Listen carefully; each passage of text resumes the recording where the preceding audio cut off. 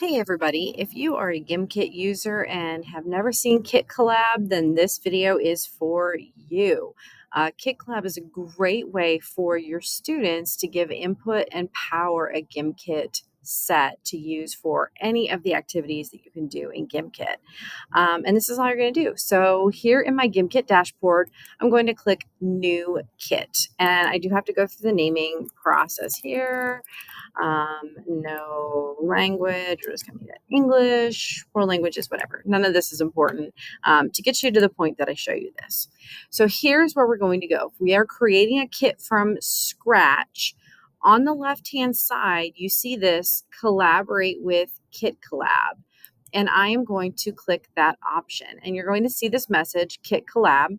So Kit Collab allows anybody, including students, to contribute questions to your kit, build a kit together in real time or asynchronously. And I'm going to enable that. And that is all I have to do on my end as the teacher to get this started. I get a link right here, or I can do a QR code if I want to. So I would copy this link and drop it in Schoology, for example. And then the magic really starts to happen. As your students click on that link, they are given the ability to create multiple choice questions or matching situations. After they create a question, they submit it to you for approval or not. Let's take a look at what that would look like. So this is what your student would see. So I have been invited to collaborate. I add my name, and I would recommend telling your students they have to use their first and last name. So I see who invited me here. So I invited myself, but I went incognito to show you how this works. I hit enter, and now this is what your students would see. So contribute new question. And when I type this in, so my world language world, maybe I am reviewing some terms and phrases. So I'm going to go with Shada, which was one of my favorite things to say, which is too bad. And I'm going to put in some incorrect answers.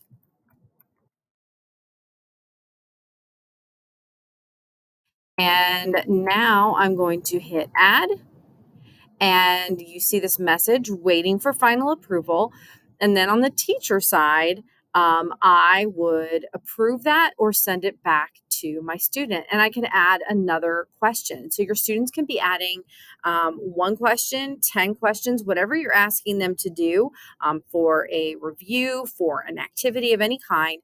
They can be contributing those questions one at a time, all at the same time in the room using the link that you provide for them. And then you are choosing the ones that you would like to use. Let's go back over to that teacher view.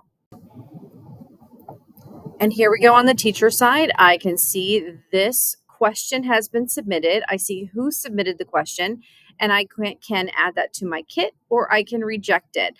And obviously rejecting it just sends it back to the student. I won't switch back to that view, but when I hit add to kit, I can now see over here that I have one question in this kit. I can re-enter Kit Collab at any time. I can use that link in multiple classes over multiple days just by going back into this kit that I am creating and reopening Collaborate with Kit Collab. The link lives here. Like I said, it will stay live in your course if you add it over there, but you can toggle it off when you are ready. So you can disable Kit Collab at any time if you feel like you have as many questions as you need. They're all building here. When you are done, you will have this new set of all of the wonderful things that your students submitted, and then you can play a live game using any of the modes available in Gimkit. So this is a really great way to bring your students into the process of making a Gimkit and making a Gimkit that's really meaningful and relevant to them. Let us know if you have any questions.